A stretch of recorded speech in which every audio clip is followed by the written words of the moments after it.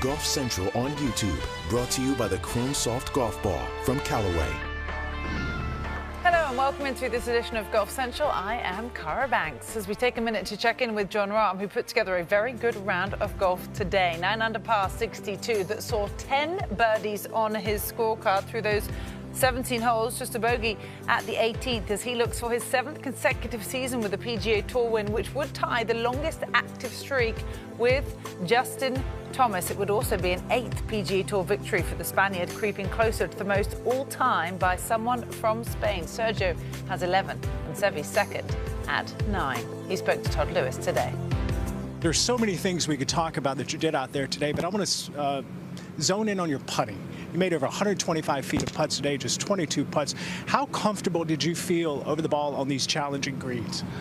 A lot more than yesterday. You know, yesterday speed was a bit of a challenge. I hadn't putted in greens this fast and this slick in quite a while, right? Especially being in Europe for the last few months, they tend to be a little bit slower. So it's one thing doing it on the putting green, it's another thing doing it out there on the course. So it took me a little bit to get used to it, but even yesterday still made a number of good putts. So to get out there today, and I think making that little slider on 3, you know, you get a putt that's 10 feet, breaking quite a bit downhill with proper pace, and even the putts I hit on 1 and 2 were good. So right from the get-go, my speed was good and felt confident. And well, the rest of the game accompanied the putting, right? Then it's always a bonus to make a couple long ones like I did on 10 and 16, right? I mean, those are maybe holes where you're just hoping to cozy in down there, and made a couple good ones. So I'm glad to have such a good putting day. I'm hoping we can keep the pace as good as it's been the last few holes on the course, and hopefully tidy up a few ball striking mistakes. Jon was 1 over through his first 13 holes on Thursday, but has been 12 under in his last 23 holes since. So really has turned it around. He's gained nearly 6 strokes on the field on the greens. You saw him refer to how impressive his putting has been with Todd Lewis, plus another 2 strokes off of the tee. He was 1 over par through those first 13 holes that I mentioned, and 12 under since then.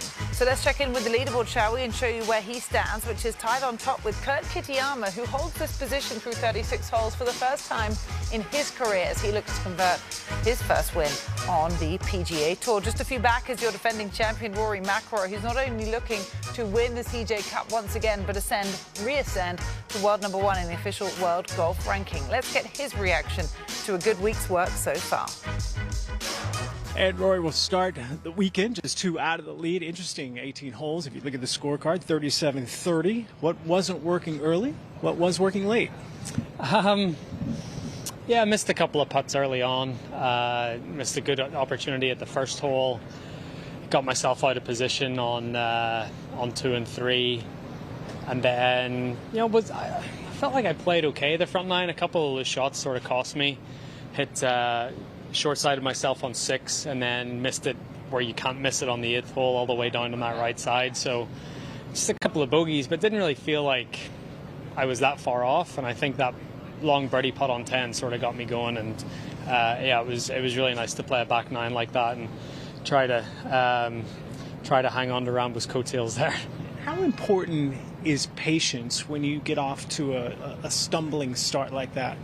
It's really important. I think just to realize that it's very early on in the golf tournament. There's a lot of holes left, not just today, but you know, through the weekend. And I think as you know, Jon's round didn't really reflect it, but I think once we get into the weekend, I think you're just going to see the golf course play that little bit firmer, a little bit faster, a little trickier, hard to go super low.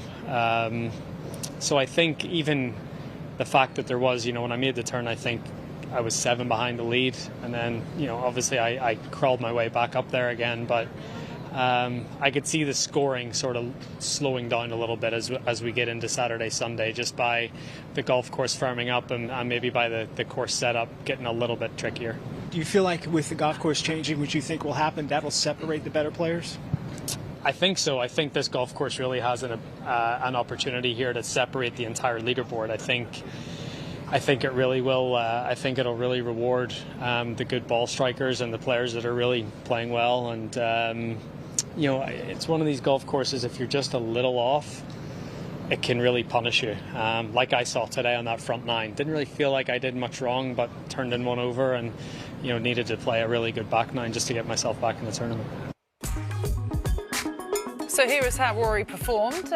4 under 67 today to add to his 5 under yesterday, has him at 9 under for the championship. Did make a slightly slow start, turning in 1 over par, but turned it around with that collection of birdies on the back nine today. One of the storylines has been quite entertaining from Shane Lowry, who accidentally broke his putter on the 9th hole in his first round. The equipment trucks had left the property and he was unable to get one sent to Congaree in time, so took an hour's trip to Bluffton and the PGA Tour Superstore, where he was able to purchase for about $230 or so a new putter to put into play today. Let's take a look then at how he performed today, shall we? He actually gained over a stroke on the field on the greens after losing nearly a stroke yesterday, but obviously did have 9 holes without his putter in hand. Just 1 bogey on the round. He had 29 putts total and was kind enough to explain the whole situation to Todd Lewis after going round in 67.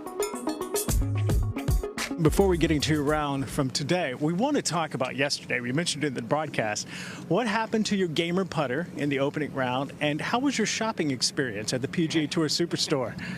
So I was walking down the 9th fairway. I hit the green my second shot, and Bo was walking beside me, and I pulled like the putter out of the bag. And as the putter came out of the bag, it kind of fell, and I just went to like flick it up and catch it with my foot and catch it with my hand. And like I was using a different shaft in this, and I kicked right where the graphite meets the steel, and it just snapped in half. So it was one of those like freak things that, you know, it was purely accidental, nothing else. And yeah, I had to put my wedge for a couple of holes, and then I was allowed to get a replacement. My agent went and picked up a member's putter from the bag storage here at Congaree, and yeah, it was an interesting couple of hours. But then my shopping experience was great down at Bluffton. I had to get in the car and drive. I drove an hour down there yesterday evening, and Odyssey sent a putter for me there, and I bought another one just in case, and then Odyssey after sending a couple more here. So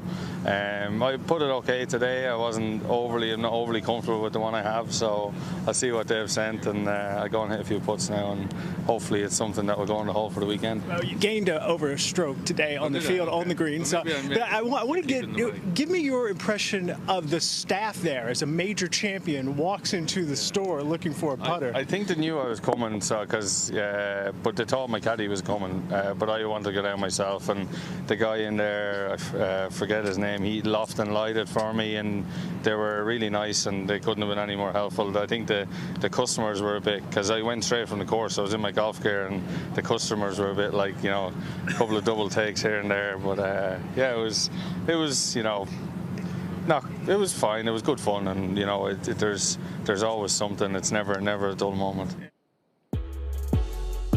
You know, of anyone that could be in that situation, Shane Lowry's the perfect personality to do so. This is what's happening on the DP World Tour at the Mallorca Golf Open. Dale Whitnell, a former Walker Cupper who won on the Challenge Tour in 2019, leads by 1 over Ryan Fox, who's looking for his second win within 1 month after triumphing at the Dunhill Links Championship just a few weeks ago in Scotland. Third round coverage of that will be live on Golf Channel on Saturday morning, and we will look forward to moving day at the CJ Cup as well. Thanks for watching, everybody. Have a good night.